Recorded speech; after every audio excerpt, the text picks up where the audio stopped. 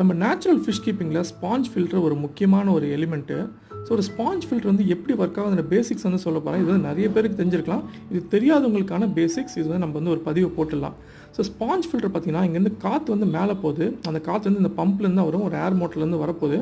அந்த காற்று மேலே வரும்போது அந்த தண்ணியை சேர்த்து இழுத்துக்கிட்டு மேலே வரும். அந்த தண்ணி எங்கேருந்து வரும்னு பார்த்திங்கன்னா, அந்த ஸ்பாஞ்ச் வழியாக உள்ளே வந்து அப்புறம் அந்த தண்ணி வந்து மேலே போகணும். அதனால் இது வந்து ரொம்ப ஃபாஸ்ட்டாக நடக்காது. இந்த ஃப்ளோ கொஞ்சம் ஸ்லோவாக தான் நடக்கும்.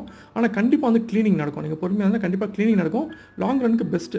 இப்போ இதில் இன்னொரு அட்வான்டேஜ் பார்த்தீங்கன்னா, உள்ளே வந்து ஏதோ ஒரு ஷ்ரிம்ப் குட்டியோ மீன் குட்டியோ எதுவும் போடுதுன்னா அது வெளியே வந்து அடிச்சுட்டு வராது. இன்னொரு அட்வான்டேஜ், நம்ம சாப்பாடு வந்து உள்ளே தான் இருக்கும், வெளியே வராது. வேஸ்ட்டான சாப்பாடு நைட்ரஜன் சைக்கிளில் வந்து கிளியர் ஆகிட போது. ஸோ நம்ம அதை பற்றியும் வந்து பயப்பட தேவையில்லை. ப்ளஸ் இந்த ஸ்பாஞ்ச் ஃபில்டரில் வந்து ஃப்ளோ ப்ராப்ளம் பற்றி ஒரு சப்ஸ்கிரைபர் கேட்டிருந்தாரு. அதுக்கு அந்த ஃப்ளோ மெக்கானிசம் ஒன்று பண்ணியிருக்கேன். இதை பற்றின ஷார்ட்ஸ் வந்து தனியாக போடுறேன், பார்த்து தெரிஞ்சுக்கோங்க. எல்லாருக்கும் நன்றி, வணக்கம்.